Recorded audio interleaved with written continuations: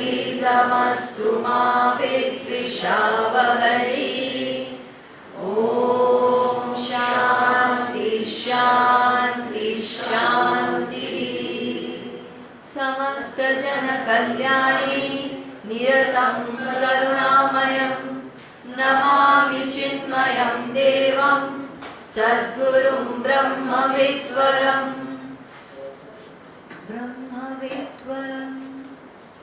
वसुदेवसुतं देवं कंसचाणूरमर्दनं देवकी परमानन्दं कृष्णं वन्दे जगद्गुरुं। कृष्णं वन्दे जगद्गुरुम्।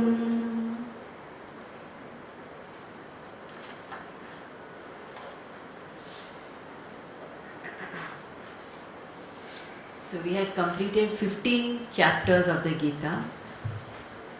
Today we will be covering the 16th and the 17th chapter together. In the 15th chapter, we learned the Purushottama Yoga, where various aspects of the world and of divinity were explained together. When we talk about spirituality, it is very easy to understand that there is world and there is divinity. Because when we hear this, there is a very comforting wrong notion that gets formed in our mind. That wrong notion is there is a world and there is a divinity. This is very convenient wrong notion which gets formed automatically in the mind when world and divinity are spoken together. But as long as I consider that there is world and there is divinity, I have not understood divinity at all. One has to very clearly understand that world is divinity. In order to understand that world is divinity, one has to clearly know what really is divinity and what really is world. That is what was explained in the 15th chapter. Unless one has clarity on what is divinity and what is world, one will not be able to see the oneness. Because on the surface there is no oneness. Divinity is infinite. World is finite. Divinity is all powerful, world is helpless. Divinity is limitless, world is limited. Divinity is causeless, world is created. So there is absolutely no similarity on the surface level. So one is that one has to understand this essential oneness which exists. It's very easy to say they are one, but how is it that the world and the divine can be one and the same? That we have to understand. Which we have tried to understand from various perspectives in the last 15 chapters of the Gita. And yet it seems we are not able to operate out of that vision of oneness. We have understood, we know, but when it comes to living it, we still operate out of a sense of division, a sense of separation. So everyone feels, I am separate, world is separate, God is separate, each of us are connected to each other. See, for any connection to be there have to be two. Here we are saying they are one. Where is connection? Within one there cannot be connection. But that oneness we don't feel, so we feel there is connection. So people say, I feel connected to the divine. I am divine should be the experience, not connected. Connection means duality. But no matter how much we study, that sense of oneness does not seem to prevail our vision. When we look at people, look at objects, look at ourselves, oneness doesn't come up. We still operate out of separateness. Why is it so? There are various possibilities. One possibility is there is no oneness. Oneness is not possible. Oneness is not practical, and therefore one cannot experience oneness. We cannot say that because there are so many people who have experienced oneness and have operated out of it. Millions and millions of generations of saints and sages have lived by the principle of oneness. It's not something new. It's not a product of Chinmay mission. It is generations and generations of people practicing it. I was talking to some people in the morning. I was telling them, supposing you have to buy let us say a television set. You go to a shop, look for the different models which are there. And there are certain brands you know. Let's say LG and whatever. I don't know, BPL still makes TVs. Toshiba, Samsung, these are the new ones. So there are various models of TV which you know. Now supposing somebody comes and says, or the salesperson in the shop comes and shows you a TV. This is a very good TV. It is better than all the reputed models. It's called Lucky Star TV. You please buy this TV. It's cheaper than everyone. It has more warranty period. What do we say? It's all okay, but this is an expensive thing. I'm spending so much in it. I better buy that which is tried and tested. So when it comes to a TV set, we say, I want to buy something which is tried and tested. Then what to talk about the concept of oneness? When something is tried and tested, there is more trust. Natural. We know so many people have done it. So when we are saying oneness is not a concept that some philosopher has come up with a few years back.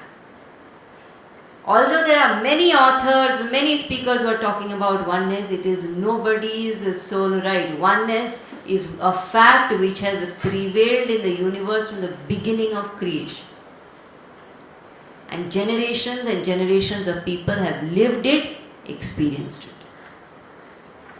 Therefore, from their experience, we derive the conclusion that it cannot be that oneness is not possible or oneness is not practical. That possibility is ruled out. If oneness is possible, practical, if oneness is, then why am I not able to live it and experience it? So it is said, in any kind of a study, there are various aspects. One is the object of study, in our case, oneness. Other is the subject of study. So one is called Vishaya, other is called Adhikari. Third is the purpose or the result of study, which is Prayojana. Adhikari, Vishaya, Prayojana. And when there is a clear connection in such a way that when the Adhikari comes in contact with the Vishaya, the Prayojana is attained, then we say there is a Sambandha. Adhikari, Vishaya, Prayojana, Sambandha. Now what has happened is, Vishaya I know is oneness. What is a Prayojana? Prayojana is oneness only. There is no separate Prayojana. So the Adhikari, when it comes in contact with the Vishaya, which is oneness, which we are coming in contact with through our studies, we should experience oneness. But that Sambandha is not getting established. And Vedanta says, whenever you don't find that the Sambandha getting established, then the only factor to re-evaluate is the Adhikari himself or herself. So in Vivek Chudamani it is said, Adhikarinam ashaste phalasiddhir visheshatah. Meaning, for phalasiddhi, for attaining a result, Adhikari is the most important factor. So that means if the result is not coming, if I am studying Vedanta, I am studying Gita, I am studying oneness, but I am not experiencing and living it, what do I have to do? Not that say Gita doesn't work. I heard for one whole year, every other Saturday I went religiously and sat in that class. Still I didn't experience oneness. Useless it is to listen to Gita. Don't blame Gita. Neither the subject is useless. Gita is very interesting, but the things which are said in it are impractical. Doesn't help. Don't blame the subject, don't blame the means. The moment the Sambandha is not getting established, I have to re-evaluate the Adhikari. So these two chapters, which is the 16th and the 17th chapter, are chapters which help in recalibrating the Adhikari in such a way that the Adhikari becomes more equipped to attain the Prayojana through the Vishaya. It's like people have cars. If you drive your car for months and months and months, don't send it for servicing. It doesn't have any major complaints, so you say, it doesn't require, I don't have time, I don't send it for servicing for some time. After some time, you will observe something. The car starts wobbling. So even if the car doesn't have other complaints, one has to take the car to the service station for realignment of the wheels. When we keep driving, the alignment of the wheels get disturbed, balance is lost. It's risky. In life also that happens. When we keep living in this world without satsang, without servicing, realignment does not happen. Alignment of the wheels is lost. Alignment of the mind is lost. As a result, balance is lost. Then one can't reach the destination, the Prayojana. Therefore, in these two chapters, certain tips, very practical tips Krishna gives so that each of us can realign our personalities. So the 16th chapter of the Gita is called Daivasura Sampada Vibhaga Yoga. Daivasura Sampada Vibhaga Yoga. Very simple literal meaning it has. Daiva means divine people. Asura means people who are focused on self-gratification. Sampada, wealth. Vibhaga, distinction. So this is the chapter that helps distinct the wealth of the noble people and the wealth of the self-centered people. Asura means self-centered people. So there are certain qualities which are indicated. Various good qualities, various bad qualities are indicated. It's very, very interesting chapter to read. Because suddenly you realize so many things which are obvious we have ignored. So a whole list of good qualities like fearlessness, truthfulness, kindness, love, compassion, vision, adherence to knowledge, respect to elders, devotion for the Guru, surrender to the Lord. Various aspects are given to make us understand what a good person looks like. Many times when such chapters are there, people feel, we don't need all this. Why? Because we have learned this in school, moral science, we know. There's nothing new to learn in this. Then why should I even think of studying this chapter? See, in school when we study, very sad it is. It shouldn't be like this actually. In school, these are preachings of the teacher. But when we study this in the Gita, these are not preachings. These are checklists for our lives. So actually this homework we all should do. All of you have the Gita book. Open the Gita book when you go home. Go through all the qualities that Krishna gives. Gurudev has explained each quality beautifully. Make a list of these qualities on a register or a notebook. Draw columns. And write the names of the months. We are in July. July, August, September, October, November, December, so on.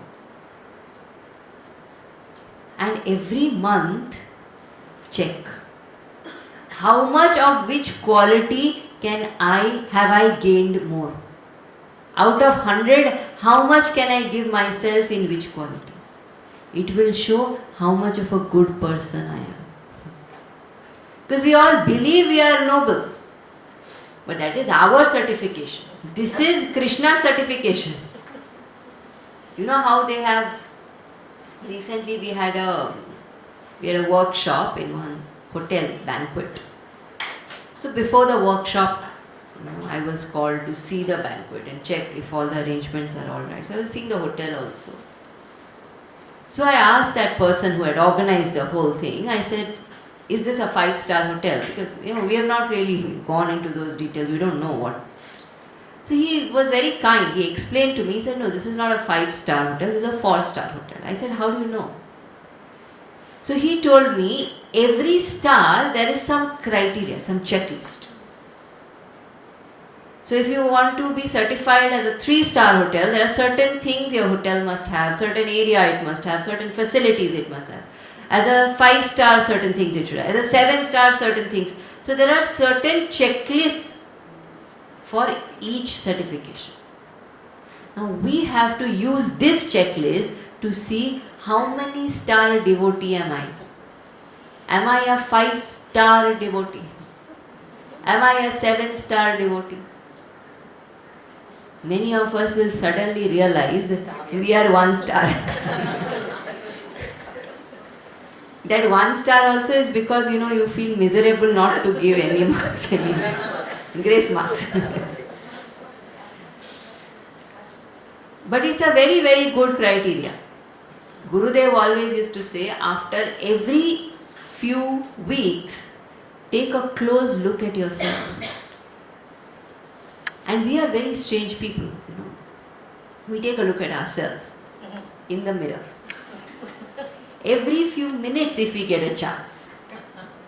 Even if one has dressed up, done everything, seen, if there's a little bit of waiting, one will go back and see again.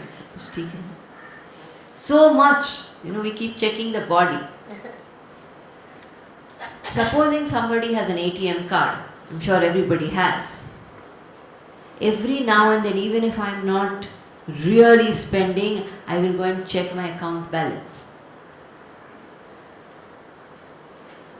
If I'm locking the house and going somewhere, I'm not going to stay in the house, I tell the neighbor, keep checking. So everything we check except the world inside. And the strange thing is, it is this inside personality, this character with which I have to live for the rest of my life. Body may change, does change. All of us know. The body I had as a child is not the body I have as a youth, is not the body I have as an elder. Every moment body changes. Body is not what I am going to live with all my life. It will change. It will go one day. Neither is the house what I want to live with all my life. Houses change.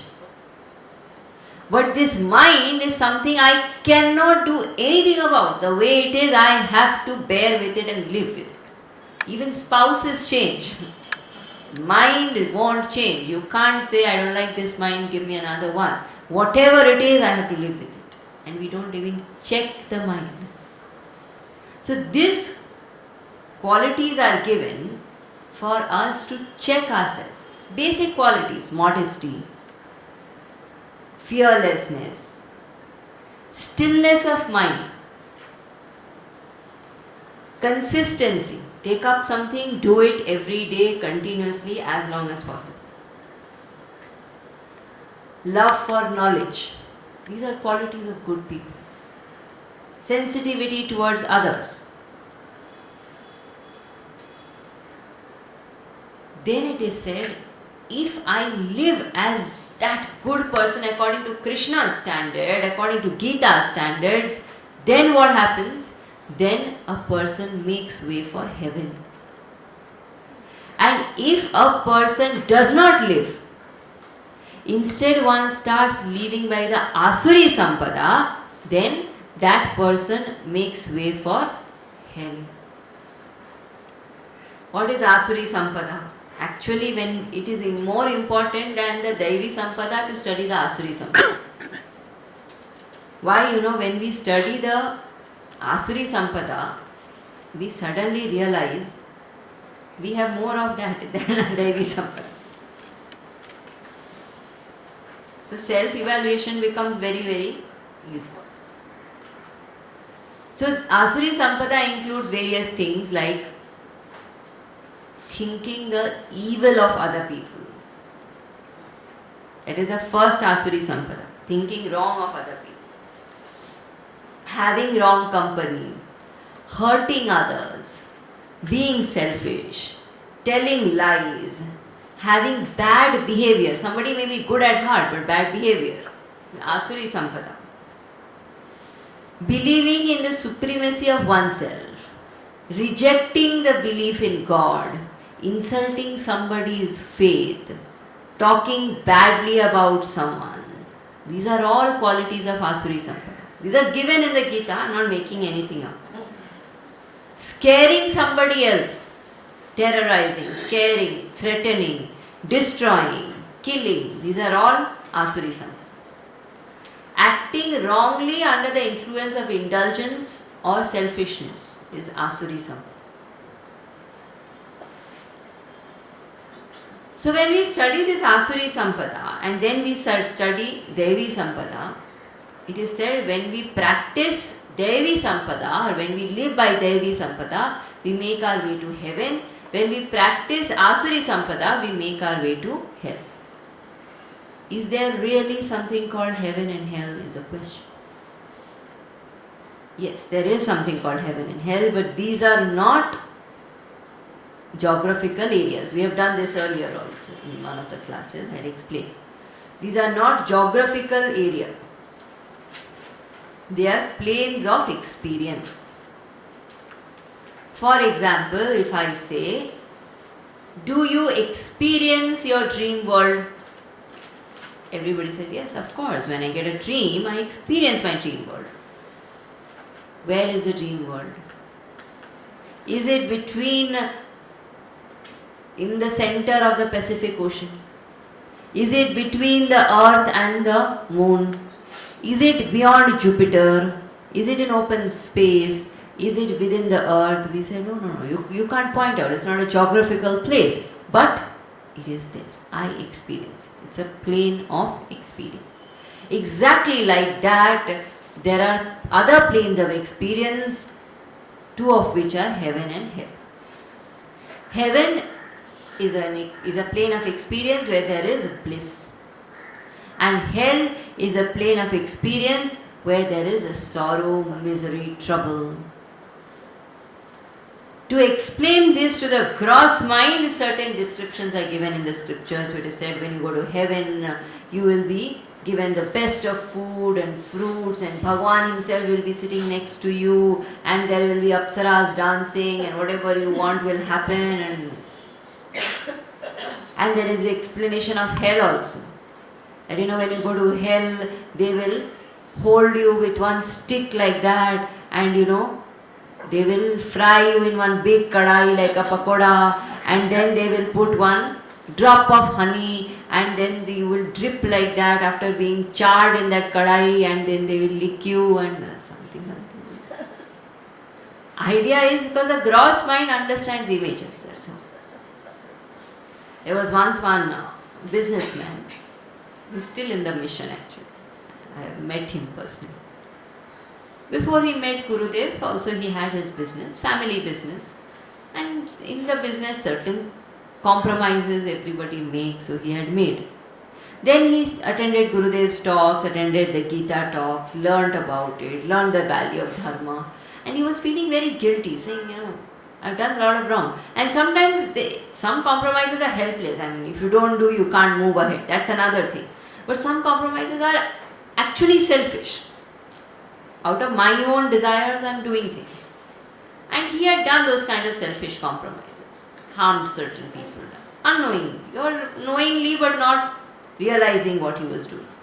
But once he realized, once he reached Gurudev and he learned about the knowledge, he felt miserable. So he went through a lot of guilt and regret, and one day he decided to go and speak to Gurudev. Because he was very scared, he couldn't get sleep in the nights. So he went to Gurudev, asked for some private time and said, Gurudev, I'm feeling very scared, I can't sleep in the nights. Because I have done a lot of wrong. And he confessed in front of Gurudev. He said, these are things I have done, horrible things I have done, animalistic things I have done. But now I have realized that how much of papa karma I have acquired, and I don't know what to do. I'm too scared that I will, after death, go to hell and suffer. Gurudev said, don't worry, my dear, you will not go to hell. You are already in hell. All this fear and regret and sorrow and anxiety and stress, do you think this is any less than hell? So it is very, very important to understand that the qualities that are spoken about are not qualities meant for some external heaven or hell. The moment I become a good person, I go through my own heaven. And when I compromise, I live an asuri life, I go through my own hell. So it is said, when we practice asuri sampada, we go through hell. When we practice Devi sampada, we go to heaven. There are some people who say, but I am not in either of the categories, which is where all of us fall actually, in between. So I am neither a completely noble, saintly person with all the qualities given in the checklist 100%. Nor am I that, horrible person who kills and harms and hurts and lies and indulges. I'm not that type also. I am somewhere in between. So we are not absolutely good, but we are not so bad. We worry, but we don't worry endlessly. See, worry is a sign of a bad person. But we also worry, but we don't worry endlessly. So we are not entirely bad. We indulge, but we indulge occasionally. So we are bad, but we are good also. We help others, but help them selfishly, so that they remain grateful, so that I become great, I get named, something is there. So we help, but help selfishly. We speak the truth usually, as long as it doesn't hurt us, not others. We speak the truth as long as it doesn't hurt us. So we speak the truth, we don't lie. But as long as it doesn't hurt us. Otherwise we very conveniently tell a lie, cover up. But only occasionally. So we are not bad people. We don't always lie. But we can't always tell the truth. We are not arrogant or egoistic, but when somebody praises us, we feel like we are in heaven already. We are kind to a lot of people, but there are some in our lives to whom we are horrible. Our worst side comes out in front of us. We believe in God, but doubt His compassion. पता नहीं भगवान बचाएंगे कि नहीं बचाएंगे. We don't know. But we believe in God. There is. So our goodness is also not 100%. Neither is our badness 100%. We are in between. Because we are in between, these checklists are very important to us. Because the people in between are the people who have a choice. Person who is absolutely there, for him to come to this end is very difficult. Person who is on this end of the spectrum, for him to know that end is very difficult. But I am in between.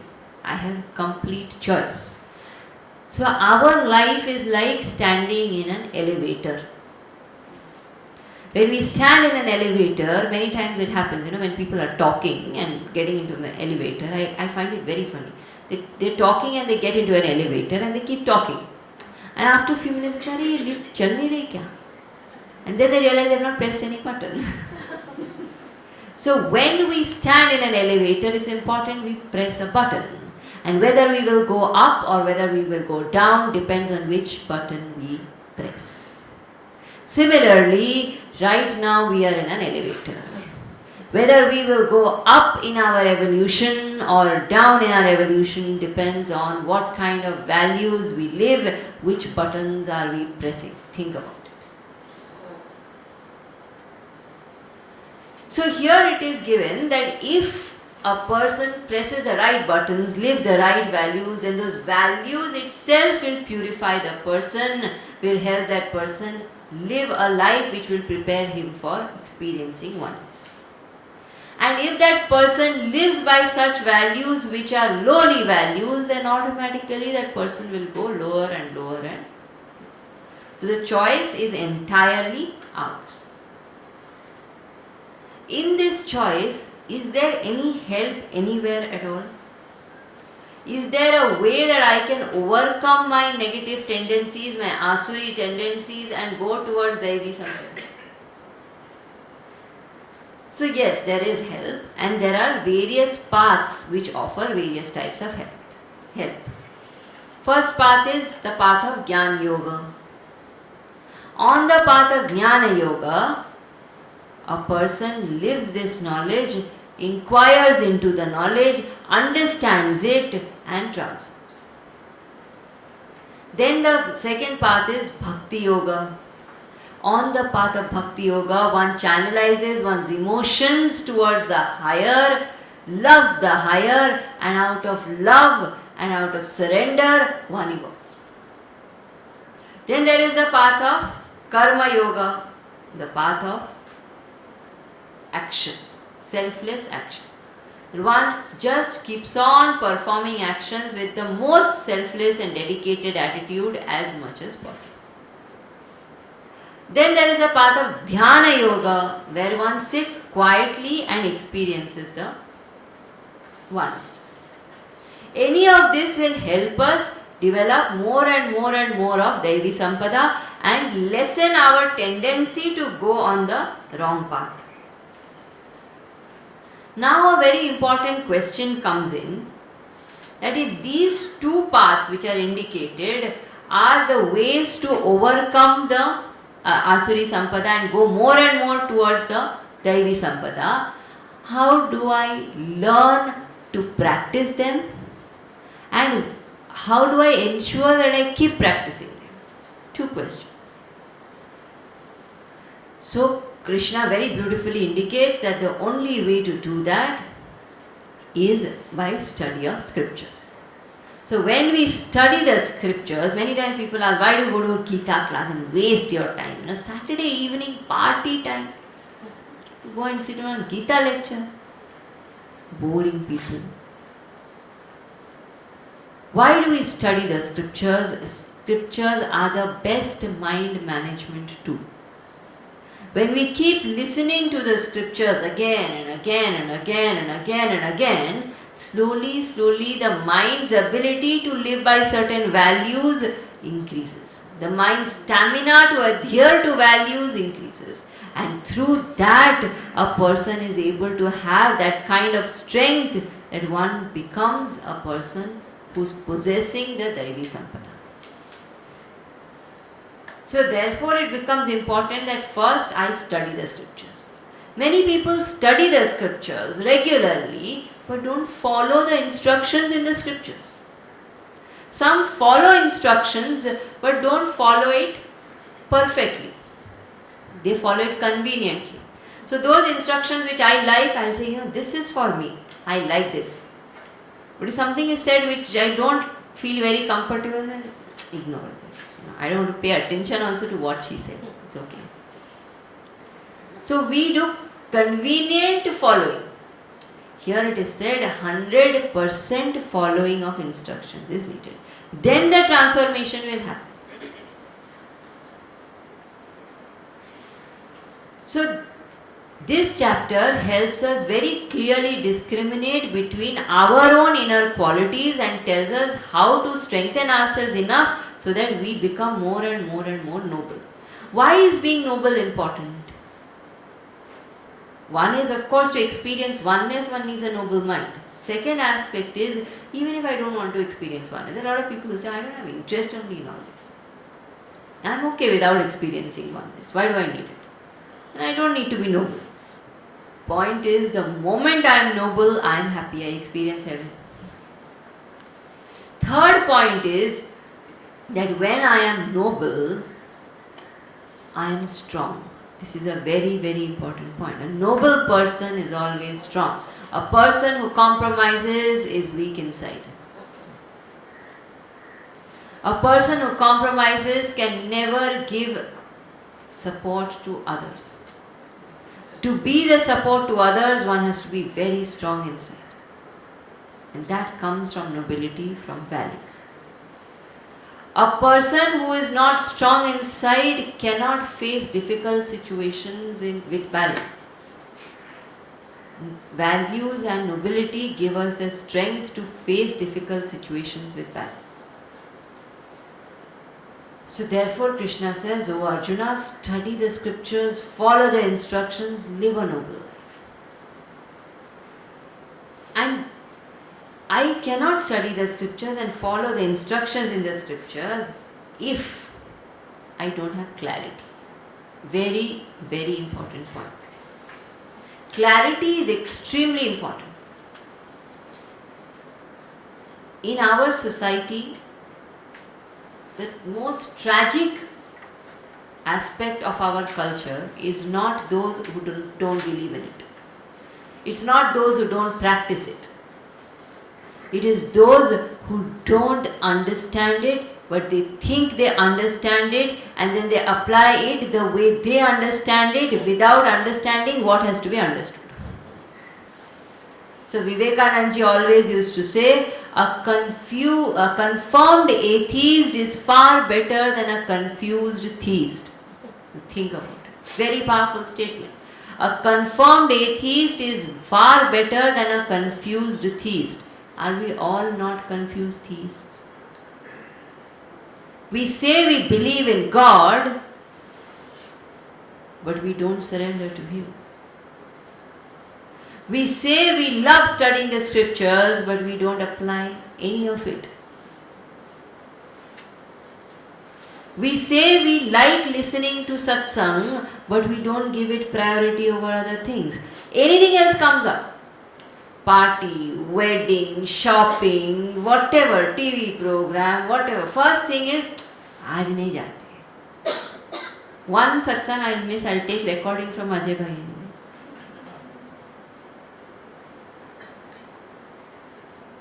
So what happens is, we are confused theists, and this confusion is a big problem.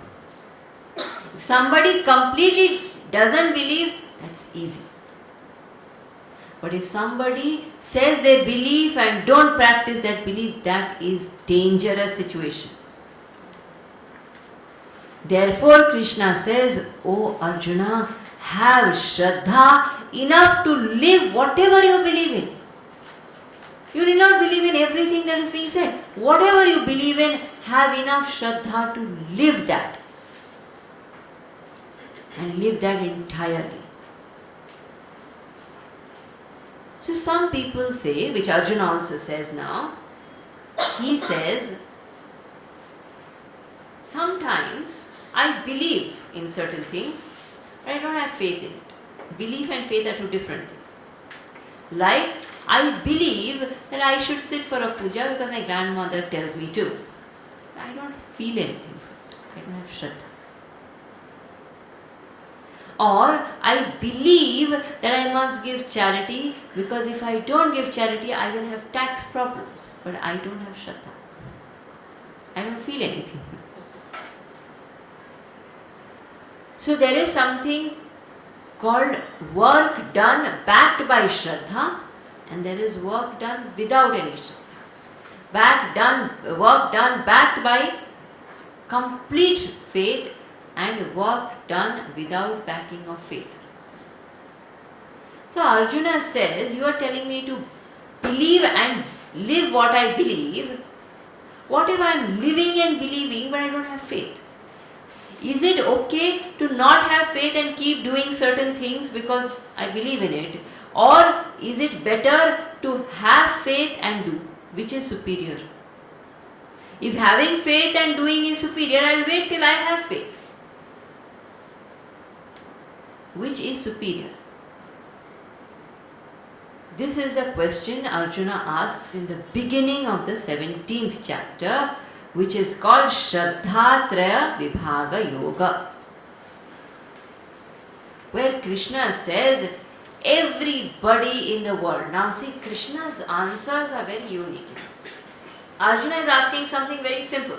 He is saying, should action be backed by necessarily by Shraddha, or is it okay to do it without any Shraddha?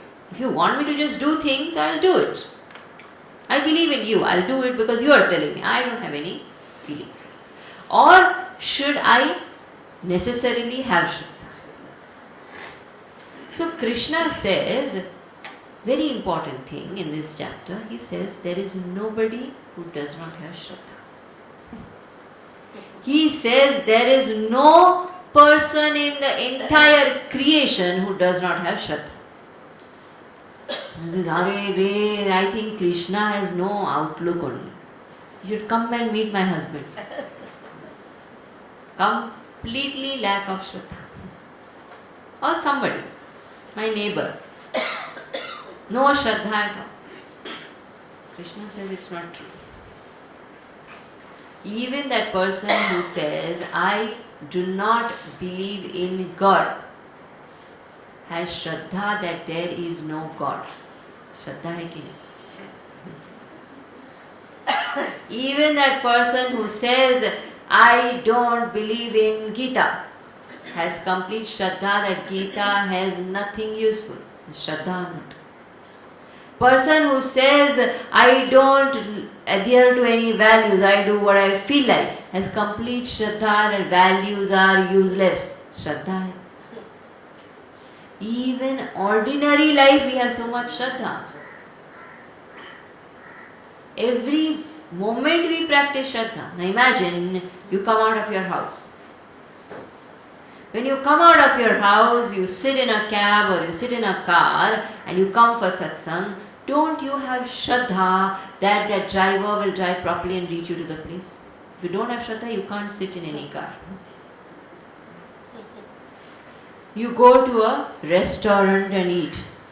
Don't you have Shraddha that that chef will not put poison in the food? That's why you are able to eat in a restaurant. We have come here for satsang. All of us have Shraddha. There is no bomb planted in this place. There is not going to be a bomb blast. That's why we are able to sit here peacefully. Every moment, every individual has some or the other kind of Shraddha. So Krishna says, Shraddha everybody has, Arjuna. There is no scope of anybody not having Shraddha. Everything we are doing out of our own Shraddha. But in this world, there are 3 types of Shraddha. The kind of Shraddha you have will decide what kind of life and what kind of results you experience. Therefore, this chapter, because it is based on these 3 types of Shraddha, is called Shraddha Traya Vibhaga Yoga. So what are the 3 types of Shraddha? It is said Satvik Shraddha, Rajasik Shraddha and Tamasic Shraddha. What is Satvik Shraddha? What is Rajasik Shraddha and what is Tamasic Shraddha? We will start with Tamasic Shraddha. Who is said to have Tamasic Shraddha? There are certain people in the world, I am not joking, I have met such people. There are certain people in the world who have great faith, admiration, adoration, devotion, love, respect for a Ravana. There are people who worship ghosts, negative forces, negative energies, terrible, violent things. These people have Shraddha in the wrong thing. Shraddha in violence, Shraddha in lies. There are people who argue with us saying, what are you talking about all these values? Nothing. Lying is a way of life today. Everybody has to lie. Lying is right. There is Shraddha in lying. Such people who have Shraddha in the wrong thing first fall in the category of Tamasic Shraddha. Then there are certain people who have Shraddha in the right thing, but their quality of their Shraddha only is Tamasic. Such people who have Tamasic Shraddha, they will do extreme glorification, fanatic. Some people have fanatic Shraddha. Fanatic Shraddha means what I have Shraddha in, that alone is and that alone is great. That is Tamasic Shraddha. Some people have Shraddha so much in the wrong things that they slowly become mirrors of those wrong things. And you know, Tamasic Shraddha are people who admire criminals. There are people like that. They'll read about all the criminal things which are happening and say, kya dimag hai na iska. There are people, we are laughing, but there are people who have that kind of a mind, very crooked type of mind. So it is said that is Tamasic Shraddha.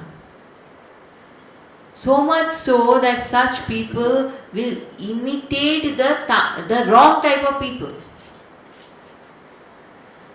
Somebody said, you know, this fellow is wearing a Mogambo hat. Are Rama, why can't you wear any other hat? Mogambo hat. And still, they make children dress like Mogambo. What samskar will go into the mind of that child? So having Shraddha in the wrong things, having the Shraddha in a fanatic, extreme way, any of this come under the category of Tamasic Shraddha. Then we come to Rajasic Shraddha. So Rajasic Shraddha is dedicated to certain forces which are power centers.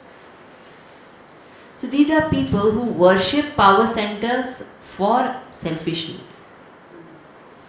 For example, there are people who do daily Lakshmi Puja, not to please Lakshmi, not because they love the goddess. Paisa aega. Some people don't even do Lakshmi Puja. They do puja of politicians, actors. This is all Rajasic Shraddha.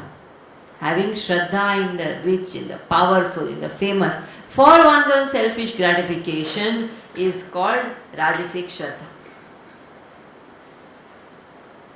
People who have Rajasic Shraddha, second type of people who have Rajasic Shraddha are people who have Shraddha in the right thing, but they practice Shraddha in such a way not so that their Shraddha can be expressed, but so that their Shraddha can be appreciated. Show off of Shraddha. Shraddha to impress people. There are a lot of people who do that. I have great Shraddha in Bhagavan. I did 108 pradakshinas of the temple. Go on telling everybody. So I thought don't even tell anyone. Quietly in the morning I went and I did 108 pradakshinas. I didn't tell anyone. That is all Rajasic Shraddha.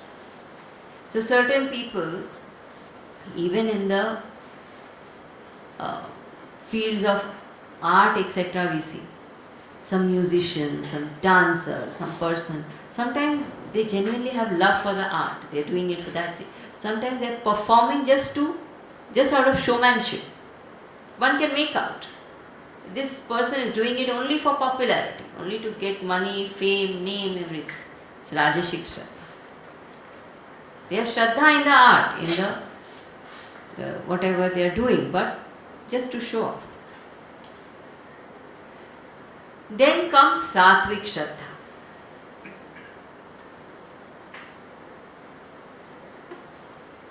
Satvik Shraddha, first of all, is towards the Lord, towards the Guru, towards the Creator, towards the truth.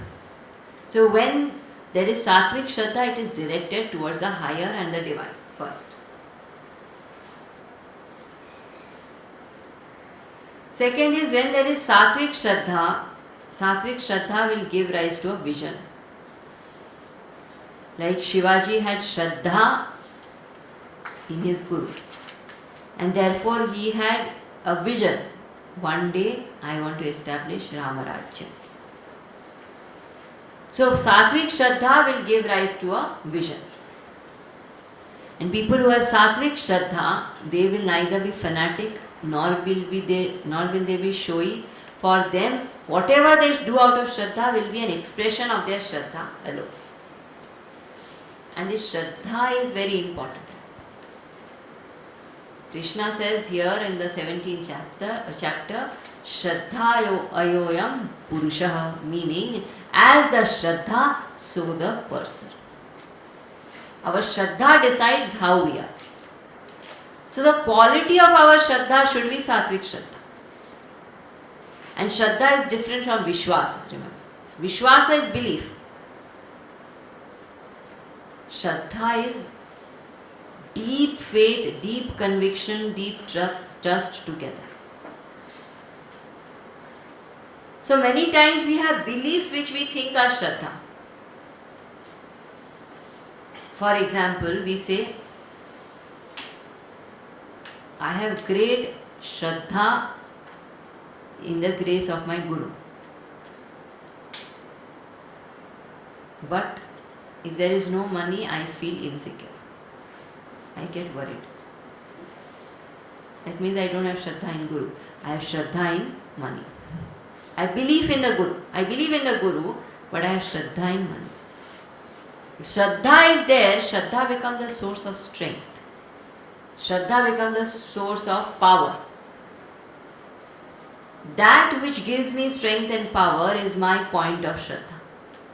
And when that point of Shraddha is the higher, is the divine, then that is Satvik Shraddha.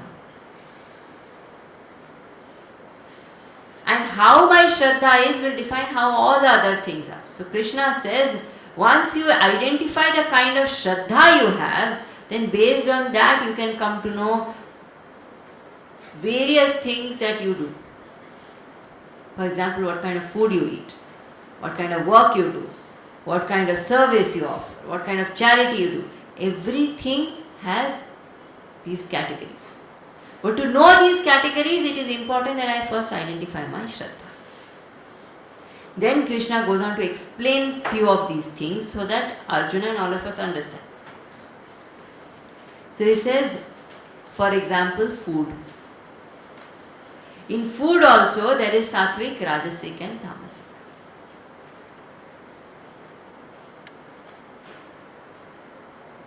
So in food, there are two aspects. One is the gross aspect of food, one is the subtle aspect of food.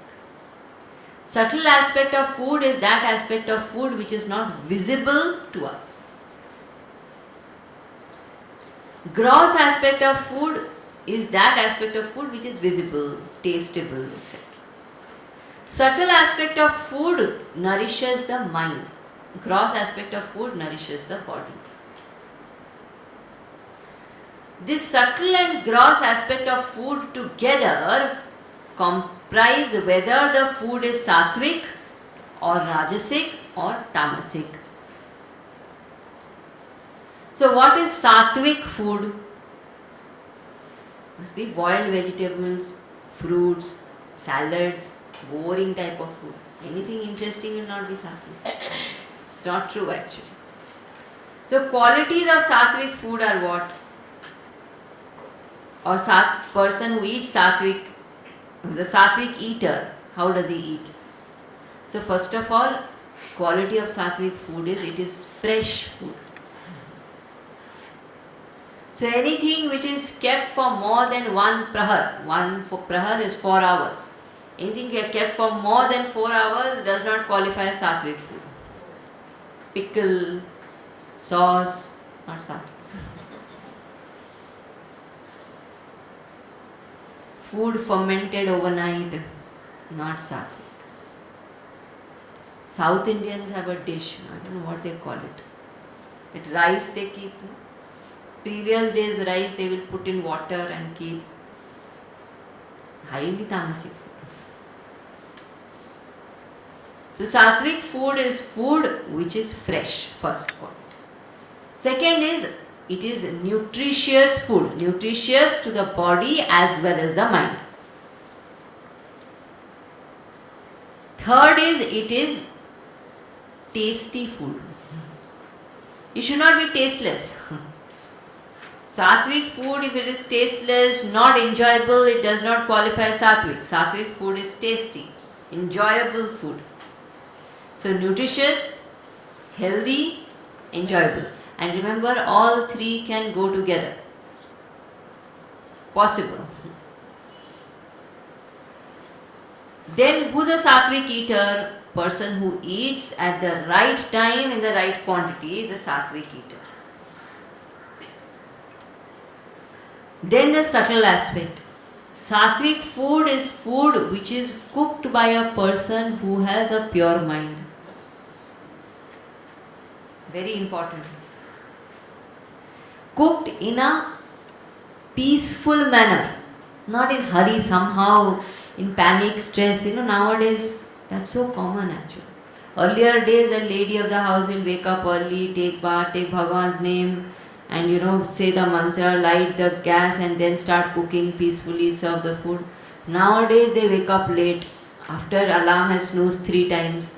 Then it's already time for the people in the house to leave. So somehow she'll run around out of stress, anxiety, tension. Somehow she'll put some bread, butter, jam, something she will stuff in the mouth of the people and send them.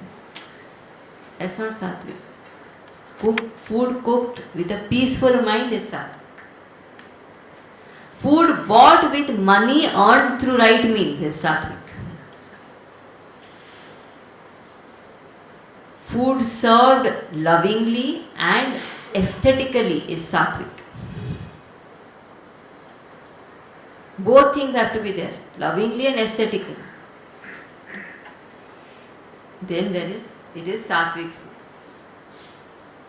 And food eaten cheerfully and with a happy mind is sattvic. Akhandanandji says, if you eat with an agitated mind, it is equal to eating poison. Mind must be peaceful while eating. That is the reason we pray before eating. Whatever has happened while eating, pray, so that the mind becomes peaceful. Eat with a peaceful mind. And now medical science is coming there. They are also saying such things now. How much ever you diet, if you have stress, then you can't, your health won't improve and it won't benefit you because stress is there in the mind. So mind's condition will affect the food and food will affect the mind also.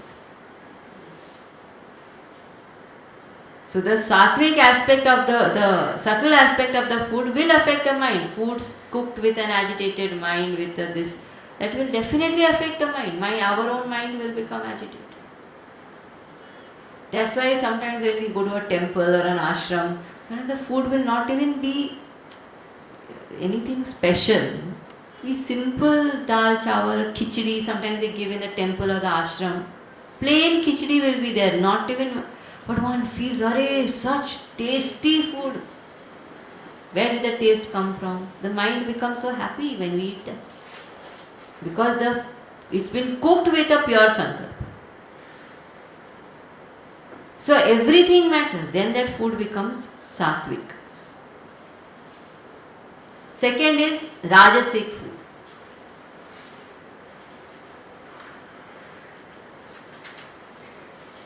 So rajasic food is, first of all, food which is spicy, food which is too sour, I don't know what is the example. Imli. Rasam is not too sour, it depends on how sour you make it. Certain food by themselves are sour, certain chutneys and all that, their taste only is too sour. Rajasic. Then too oily, all the fried food we eat is rajasic. Then too hot, sizzler, rajasic. Look at it only, mind goes like this. Imagine looking at sizzler and remaining calm. Possible? Too hot, too dry, burnt food, undercooked food, overcooked food also. All this is indicated, and these are things which are told in Gita. I am not making anything up. I am saying again and again. Because sometimes people say, Gita mein thodi ye sab likha hoga. You open the shloka and see. That's why we have given you the book. You see there. It's written. Krishna writes all this. This all qualifies as rajasic food. Then food which causes diseases. Disease causing food. Food which causes agitation to the mind, which weakens the body, is all rajasic. Food eaten hurriedly. Sometimes they eat food, they don't even know what they are eating. There's a very nice movie called Way of the Peaceful Warrior. Very nice movie.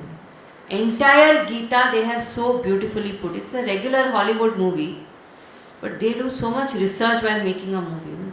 It's based on a real life story. And so beautifully, so many aspects of how the Guru and the disciple learn and various philosophies, etc. beautifully conveyed. In that there is a scene whether that person, this disciple, is eating. He's actually an athlete. So he's eating, he's very hungry, so he's eating quickly. The teacher looks at him and says, eat slowly, you may taste something. Very powerful, right? Interestingly, we are doing a movie workshop on this movie only, on 11th July. 19th July. Sorry. On 19th July, there's a movie workshop happening close by. Where is it happening? Gujarati Club. Gujarati Club. They are doing. So if you want to watch this movie and learn about it, you watch that. It's a very nice movie actually. Very interesting. Entire Gita you will actually see. Such a good movie it is. You can keep watching 1,000 times. You will learn new things every time. I watch sometimes. When I need to refresh, I just watch that movie again. Something new you learn. So beautifully made. So in that anyway, there is a dialogue where they say, eat slowly, you will taste something. Because eating hurriedly is a Rajasic way of eating. Overeating is Rajasic. Some people keep on eating and they will tell also, पेट भर गया मन नहीं भरा एक और. अरे Rama, would you eat for the man or for the pet?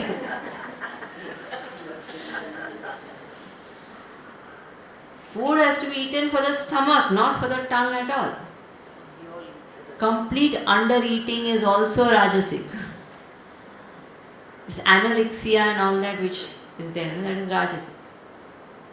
They don't eat only. I don't know how. I really admire people who can go on without eating. Because we are trained in a certain way. We eat less, so we have to eat every few hours. Otherwise, hungry. But some people, they don't eat only. Go on and on. Younger age one can manage, otherwise the body will catch up. So under eating also is Rajasic. Some people eat only to please the tongue without caring for what effect it will have on the body. That is Rajasic eating. So all the junk that we eat is Rajasic. Only pleasure for the tongue, nothing for the body.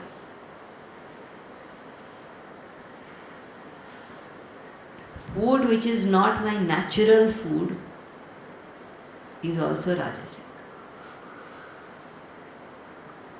Every being has some natural food, which is how we are designed. If we don't eat that food, we'll die. And there are certain food which are not natural. For example, lion eats deer. That's its natural food. Grass is not its natural food. Or man is not its natural food. I was talking to somebody who works in the forest department recently, Gir Forest. He was telling me human flesh ranks as the 27th favorite item in the list of lions' favorite flesh. They don't like us. It's not its natural food. Our natural food is fruits, vegetables, grains. That's natural. If we don't eat that, we'll die. What is not natural but we eat is what is Rajasic. Rajasic food will lead to agitation of the mind. If we observe ourselves, we will know. Food which has these qualities, you eat that food and see how the mind is after. You'll observe. So in certain companies, etc., now they are studying all this and they are deciding what to give their workers for lunch so that they work better. They are more inspired. One gives this kind of Rajasic food, then one will be restless only. People don't sit in one place and keep working consistently. Because Rajas is there. Then third is Tamasic food. What is Tamasic food? Food which is stale food. Somebody was telling me, because we live on bhiksha. Every meal is a bhiksha. Somewhere we go, they serve or eat. He said, why do you take so much trouble? Do one thing. I'll pack food and give you. Keep it in the deep freezer. Every day you take out little, just warm it and eat. Then you don't have to go to places. It's highly tamasic food. I have heard when people go abroad and all that, they do like that. That is stale food. Tamasic. Then tasteless food. Absolutely tasteless food is tamasic actually. People think that is sattvic. Then food without nutrition. Some of the food, I wonder why people eat only. Nothing it contains. And people don't think. They just eat. It has nothing means nothing. Maximum some carbohydrate it will have. What you will get by drinking Coke? Tell me. Which nutrition? Carbohydrate, protein, fat. Nothing will come. Simply that way. This is tamasic. Then foul smelling food. Some food is there like that. Smelly. Dry fish. If you pass by the market only, it smells so much. I don't know how people put it on the plate and eat it with their mouth. Those who eat, they eat. It's a smelling food. Foul smelling food. If you have travelled to China and those countries, you will see lot of such type of food. Foul smelling. All around it will stink. So foul smelling food. Then food which cannot be, which is not pleasing to look at. Some food we look at only, we feel like, oh, what is this? And that is tamasic. Food which is in the form of leftovers. So that culture, no, city culture. Basi roti. That is tamasic. Leftover. When we were children, basi roti was for the crows only actually. Morning our grandmother would get up and take out all the roti and put it for the birds. For the people, fresh roti is made. So whatever, stale food, leftover food, foul smelling food, food which cannot be offered to the Lord. There's some food we know we can't offer it to the Lord. That cannot be eaten also. It's tamasic. Food, when a person eats irregularly, in a lethargic, untidy manner. Sometimes people eat also in such a thing. Couch potato. Lying down like that, like somewhere one popcorn will be there and like that they will be eating. That is highly tamasic way of eating.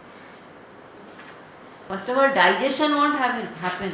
The moment one is slouched while eating, digestion won't happen at all.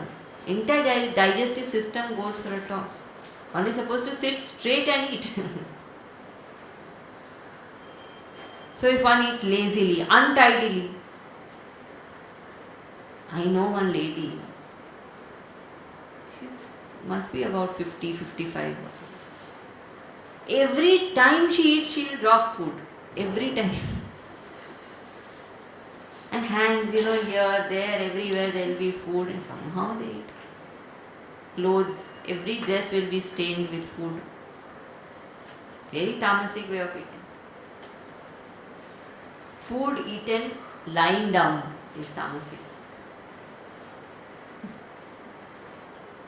Some people though, I saw one video, one person, he was lying down, watching TV, talking on phone, and one big bowl of grapes is kept on his stomach and he is eating.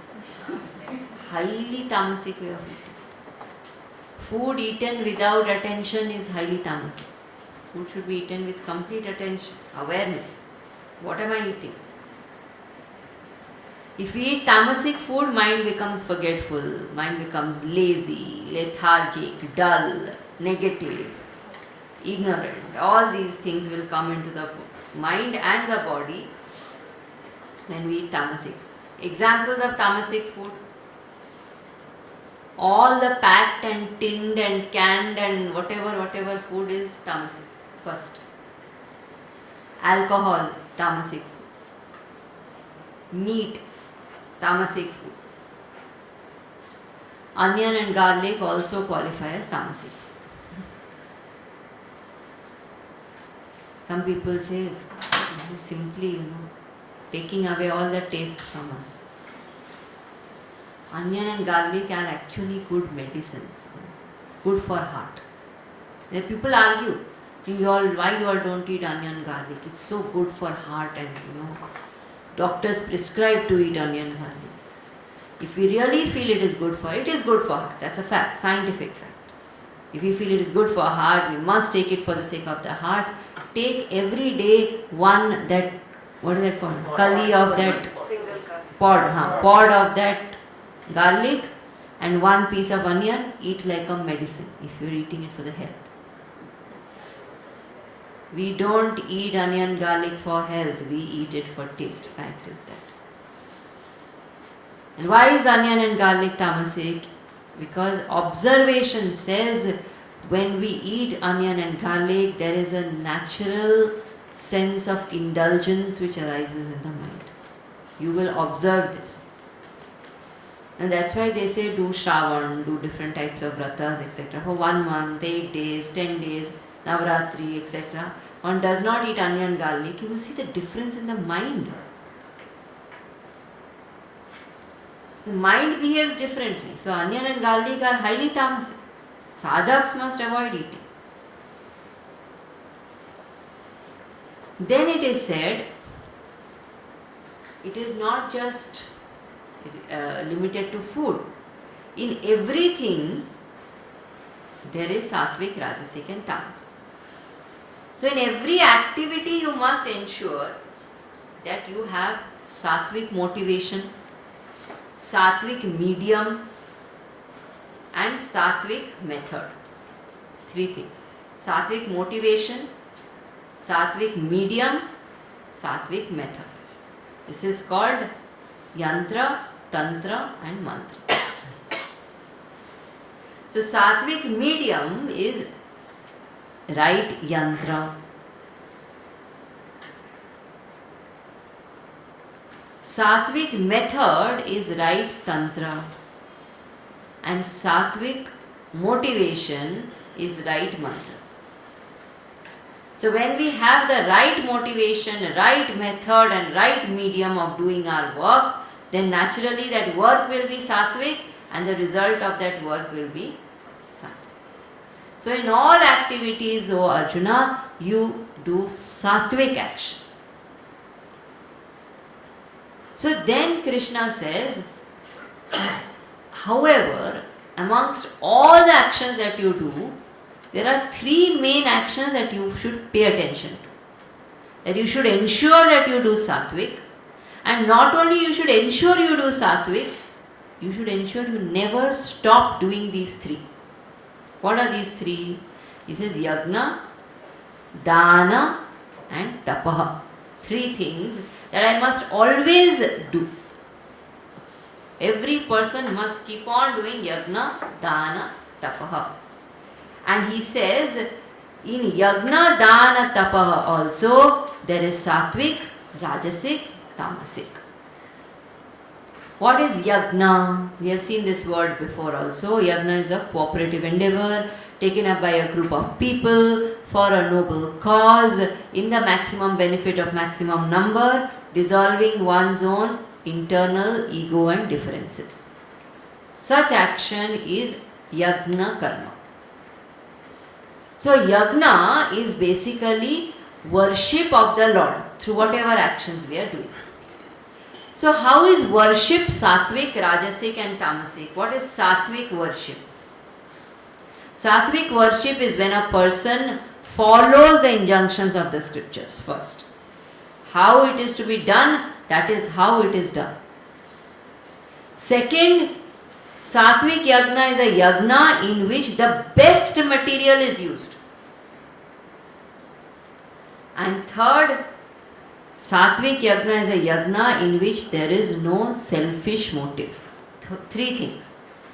So when the action is done as per the instructions of the scriptures in the best possible way without any selfish motive, it is called Sattvic yagna. If there is selfish motive, it is not Sattvic. And selfish motive could be anything. Not necessarily I will get money, it can be something very subtle. I will be appreciated. I will be remembered. Even that is Sattvic. There's one incident in Mahabharata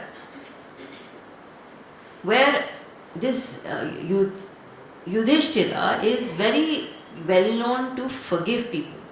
The greatest wrong people do, he forgives. So one day Draupadi asked Yudhishthira, why do you do that? What do you get by doing it?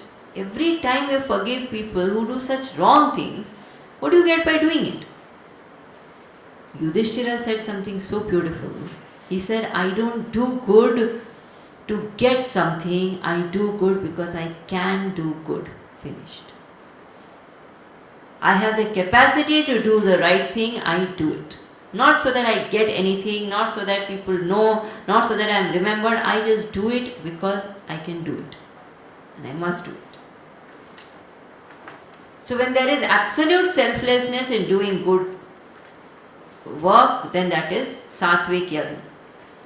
What is Rajasic yagna? So Rajasic yagna is where the scriptures are followed, where the best of material is used, but the motive is selfish. So one does everything to get something. People do, this Upanayan ceremony happens. Upanayan by itself is a very beautiful ceremony where the child gets a sacred thread, is taught the mantra and all that happens.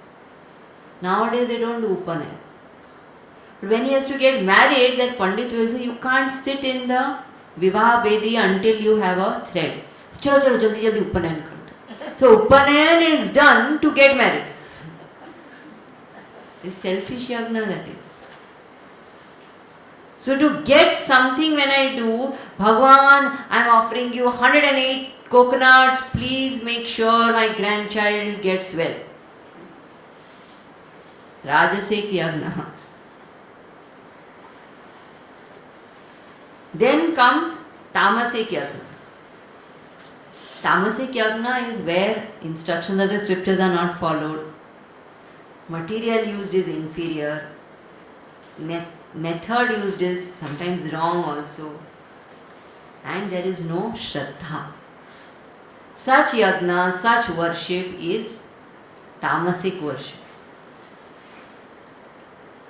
Many times it happens, we sometimes go to people's house. So they say, you're coming for a satsang, but we want to do a puja also. So we say, okay, we'll do. So then for the puja we send them a list. Beforehand a list is sending, these things you arrange. And there will be simple things. Some little kumkum, little chandan, anywhere you will get kind of thing. And that day when we reach there, they will say, विभूति नहीं है चलेगा क्या? अब चलेगा तो everything चलेगा. But when it comes to doing divine work, if in that I have not made this much effort to go and get that vibhuti from the shop, how will I put my best into worldly work? Their attitude only is wrong. And Bhagwan ke liye manage without vibhuti, manage without this. But with me, if I am eating samosa, with that I want sauce. I don't say I'll manage without sauce. नहीं, sauce तो चाहिए ना इसके साथ. अरे for me everything has to be with it. If I'm wearing a dress, उसका matching earring होना ही चाहिए. That is has to be there. No, Bhagwan, without this, without that, somehow I do work. It's tamasic. When I do something, I do it for the Lord and do it in the best possible way. That is sattvic. And in the selfless. Then the next is tapaha. Tapaha means austerity. What is austerity? Tapaha is different from titiksha. Titiksha is tolerance. I face a situation, I tolerate it smilingly. That is titiksha. Tapaha is I am not facing a situation. I am choosing to put myself through certain situations so that I extend beyond my own comfort zones. That is the purpose of tapas. To break out of my own comfort zones is the purpose of tapas. So whatever small ups and downs we are facing, we face it with a smile, that is titiksha. I choose to go through certain difficulties, certain difficult situations because I want to do it as my own tapas, that is tapas. So tapas is by one's own will. Tapas helps in conserving one's energy, physical energy as well as mental energy. That is one of the main purposes of tapas. For example, people do fasting. Idea of fasting is what? Idea of fasting is that I preserve my energy. Otherwise, whole day from morning till night we are thinking food, isn't it? First of all, when we get up, I'll breakfast what is there. Then eat the breakfast. Then clear the breakfast, plan the lunch. Then eat the lunch, plan the dinner. Constantly food. Food. So one day, don't think food. Idea is that we are very strange. I met one person, he said, I fasted for 8 days, continuous. I said, wonderful. What did you do during those 8 days? He said, I sat down and made a list of all the things I feel like eating, so that when it is over, I will eat. That is not tapas. Tapas is withdrawal of energy and directing it to the higher. So tapas, one is occasional tapas, other is daily tapas. Trying to live in as much simplicity as possible is tapas. Simple living, high thinking is tapas. So tapas also can be sattvic, rajasic and tamasic. And tapas is of 3 types: kaik, vachik, manasik. Kaik is physical tapas. Physical tapas happens by serving the Guru, by following certain physical self-control such as fasting, etc. By keeping one's surroundings and oneself clean. These are physical tapas. By practicing discipline at the physical level, waking up on time, sleeping on time, these are all physical tapas. Vachik, verbal tapas, tapas in speaking. Tapas in speaking is to speak what is truth, what is loving, and what is in the well-being of the other person. That which is not going to lead to well-being, that which is not loving, that which is not truth, must not be uttered. And it has to be combination of all 3. Sometimes we tell the truth, such a harsh truth we tell. And some people are very arrogant, say, "Mujhe kya fark padta hai if he is hurt? I told the truth only." Merely telling the truth is not enough. Truth has to be told in a way that it is loving, gentle. Satyam has to be priyam. Sometimes we tell what is priyam, like we keep on telling a child, you are the most brilliant child. But the child needs to sit down and study and work hard. Otherwise, he is not going to be able to use his brilliance. And we don't tell only. Usko bura lagega. Such children get spoiled. So what has to be told in the welfare of the other person. Yes, we speak lovingly. Lovingly we tell what is good for them also. So Satyam, Priyam and hitam. When we always ensure that we speak satyam, priyam, hitam, that is tapas at the speech level. What is tapas at the mind level? Tapas at the mind level is the person is tender and kind in the mind, in the intentions. Always wishes good of everyone. Tapas of the mind is to study and reflect on the scriptures. This what we are doing is mind tapas. It is not ordinary. To remain calm in difficult situation is tapas of the mind. So this kind of tapas at the three levels is sattvic tapas. What is rajasic tapas?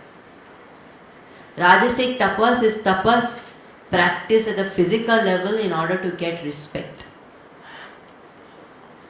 There are some people like that. They will do tapas, go walking from one place to another without shoes, anything. And then, they will come back and their feet will have all that boils and sores and all that. They will sit showing that feet. Every visitor in the house has to see that ugly sore feet saying, see how my feet has become. I went this much walking, this way. Are Rama, why did you do that tapas? Show others. Sometimes some people are going to fast and the whole city knows they are going to fast. That is not tapas, that is rajasic tapas. So to earn a good name in the society, to get fame, name, etc., when people do tapas, that is rajasic tapas. This is all this Guinness book tapas, no? It's all rajasic tapas. I heard recently one person buried himself under the ground for 5 days just to get Guinness book. Under the ground he stayed, buried in a coffin, and he came out. And great praises they had. Oh, there is rajasic tapas only, just to get name and fame. At the speech level, rajasic tapas is person speaks too much, too fast, angry words, aggressive words, manipulative words, hurting words. These are all signs of rajasic tapas. Person who praises himself is rajasic tapas. Person who criticizes other is also rajasic tapas. Person who argues on issues just to prove himself right, irrespective of what is right or what is wrong, I am right. That kind of argument when we do with this speech, that is rajasic tapas. And a person who is restless and agitated in the mind, never calm, rajasic in the mind level. Tamasic tapas at the body level is unnecessarily torturing oneself. That is tamasic tapas. Without any higher goal, to keep on putting the body through hardships is tamasic tapas. When those people come, they keep on beating themselves with one hand. What is that? Whip. Very tamasic tapas. Walking on the road, sleeping on a bed of nails, all that is tamasic tapas. Then comes dana, charity. One very important thing in charity is, charity in our culture is not just to give. Charity in our culture is to earn also. So dana means to get so much that there is more than enough to support the society. Generation of enough wealth to support the society is dana. So whom to do dana to? Very important. Because some people feel, I can give dana to anybody, how does it matter? And they give example also, tree. Does the tree see who it is giving the fruit or shadow to? Whoever stands under it, it gives shadow. We should become like that. But we are not tree. We are human. Human beings have been given an intellect. Intellect has a faculty of discrimination. So it's important that we discriminate and give it at the right place. And sometimes you will say, Arey, Bhagwan thodi doesn't discriminate. No, Bhagwan gives everybody indiscriminately. Then why we should discriminate? Are we Bhagwan? Bhagwan has infinite resource. He can make all of us millionaire and still remain rich. Can we do that?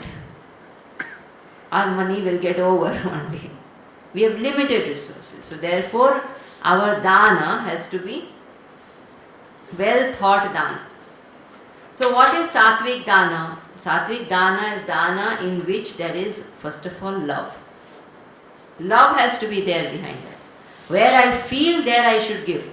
That's why Upanishad says, Shraddhaya danam, ashraddhaya adanam. Don't give without Shraddha. Give only where you have Shraddha. Sattvic dana is born out of the desire to share. There is a joy in the act of giving only. In Sattvic dana, there is no need of any glory, any recognition, anything. One doesn't want. One is just happy to give because that itself is the joy.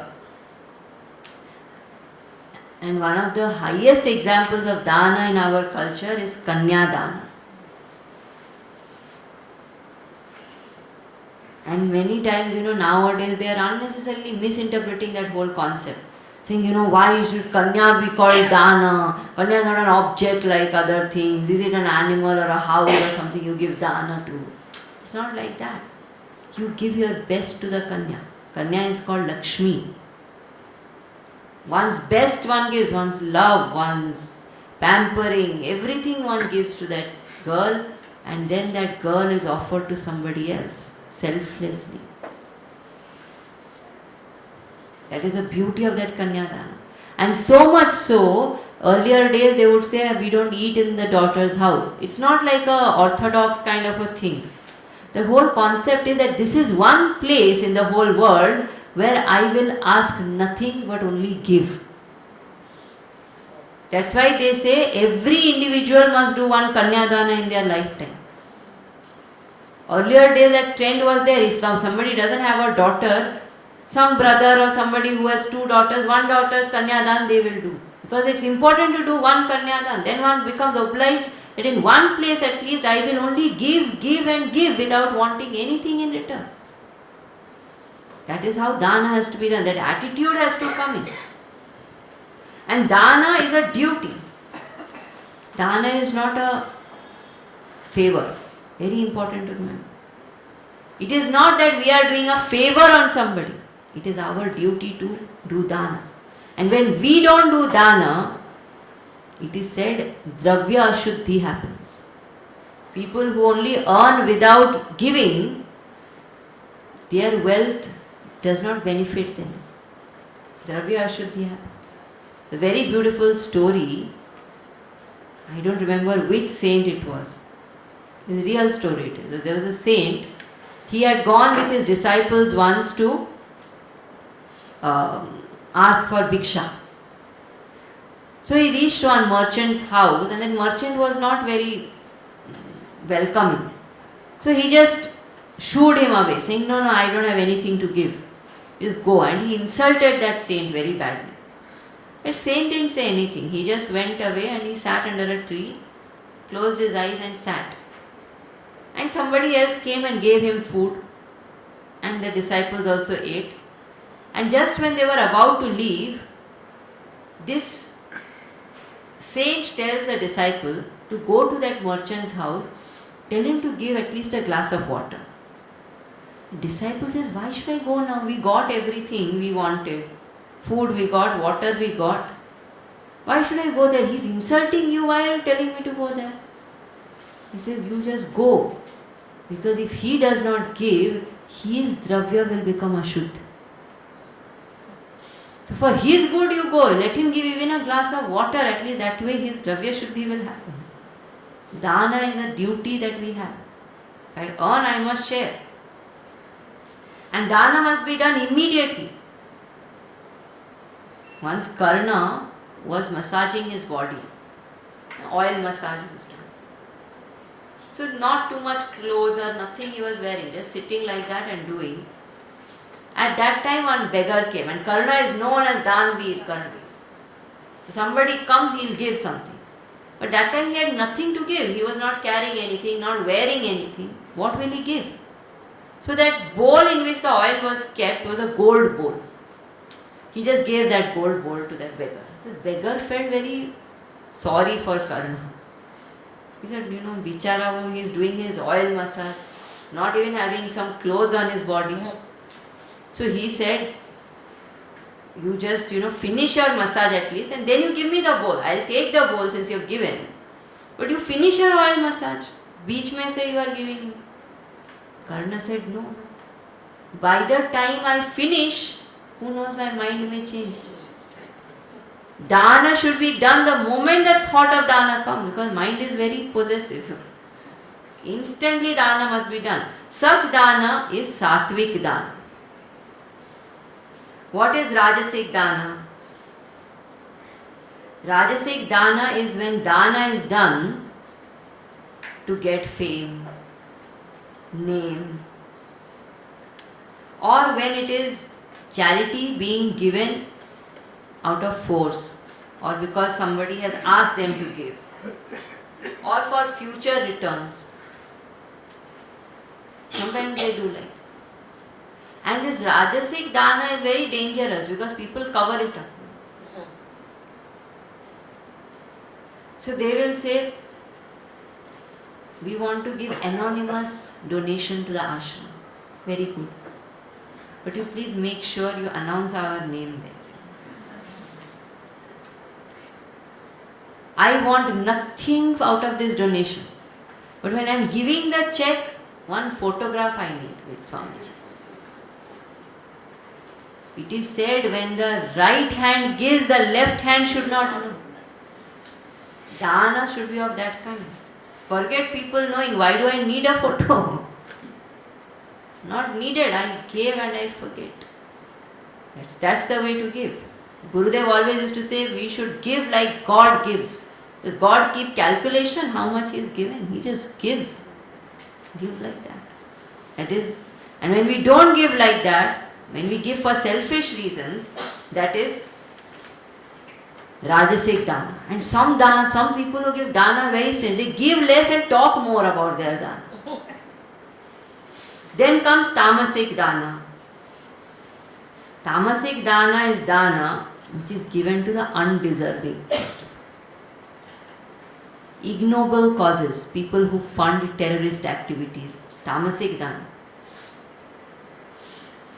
Tamasic dana is given in giving of things which are not even usable. That is tamasic dana. One day I remember I reached, our ashram in Lokhandwala.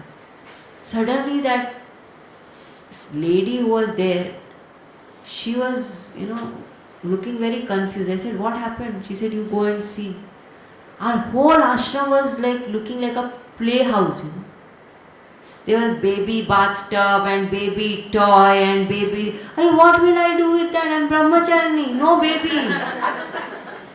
Somebody's child has grown up, they don't need, they dump it in the ashram. हमने दान दे दिया. अरे, when you give useless things in dana, it is tamasic dana. Or some people, in a hot country, they go and distribute shawls.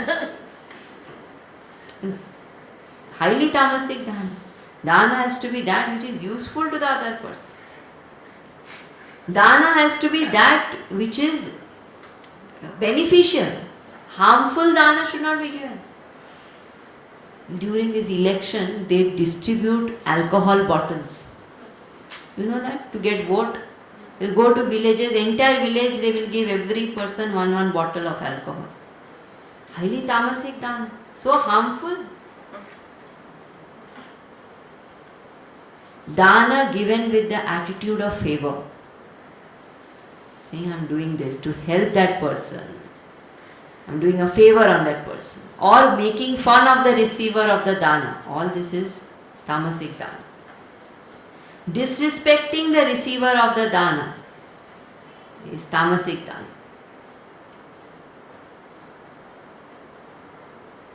Dana not born out of compassion is tamasic dana. So yagna, dana, tapa, in these three one must be sattvic. How will one be sattvic in all these three? He said it all depends on your shraddha. When one has complete faith in the Lord, then out of faith in the Lord, one's all actions will automatically become sattvic. So faith has to be there. So there is a story of a saint, I think it is Madan Mohan Malviya or somebody, I don't remember who. So one girl, young girl, milkmaid, her name was Lakshmi. She used to come every day to give him milk. And he was a Ramba. So he told her, "Arey, what is this? All the time you're selling milk and all that. Take Ram Naam, all your problems in life will be solved." So she started taking Ram Naam. She listened. So Ram, Ram, Ram she used to say. And she kept doing her duty. One day, there was a flood in the village. Rain, storms. That day that saint thought, today the Lakshmi won't come to give milk. No milk supply will happen. But she came. So he was so shocked. He said, "Arey Lakshmi, how did you come? The rivers are in floods. How did you cross and come?" Because she used to come from the other village, other side of the river. She said, "I walked on the water and came." "How can you walk on the water?" He said, "I took Ram Naam, you only taught me." He said, some bluff she is doing, she must have come from some shortcut. He said, "Go, go." So this Lakshmi went. While going again, she said, "Ram, Ram," and walked on the water. Now this time he was watching. He said, "Arey, really this works?" He had only taught, but he didn't have Shraddha. The lady had Shraddha. Then he said, "Maybe I should also try. Who knows, it may work." So he also said Ram and he stepped on the river. He drowned. Because he didn't have Shraddha. He was testing Bhagwan. Lakshmi had Shraddha. That Guru told her, "You take Ram Naam, he will save you." He believed. She crossed. This man drowned. So he started calling for help. Saying, "Arey, somebody save me, save me." The Lakshmi turned around. And he says, "Arey, call Lakshmi's Ram, Lakshmi's Ram." He says, "Acha, Lakshmi's Ram, Lakshmi's Ram," and he got saved. Whatever I have Shraddha in, that is very, very important. So the most important aspect of this chapter is Shraddha. Developing Shraddha will make us sattvic, will help us develop Daivi Sampada. And by that we will become more and more eligible to experience the truth. We will have our next session on 15th August? Yeah. Oh, 15th August is the next session. And that is the last session on 18th chapter. But that is not really the last session. We will complete the Gita, but there will be a concluding session. On 5th of September, on Janmashtami day, we will conclude this study. 1 year we have studied the entire Gita. So on that day evening, one of our senior Swamiji, Swami Swatmanandji will be here. He will give summary of the entire Gita in one talk. And with that we will conclude the course. So please block both dates. 15th August, our last talk on 18th chapter, and 5th September, the concluding talk by Swamiji. Please make sure all of you are here, and please make sure all those who are not here are also here. Those who came for the first talk should come for the last talk at least. They say if you listen to the beginning and the end, it's as good as listening to everything. Those who missed, at least let them come for the last. So with that we will conclude. If any of you would like to attend the movie workshop I was talking about, you can contact Chandrika ji and give your names, and she will let you know what is to be done. Om Purnamada Purnamidam Purnat Purnamudachyate Purnasya Purnamadaya Purnameva Vashishyate Om Shanti Shanti Shanti. Hari Om Shri Guru Bhyo Namaha.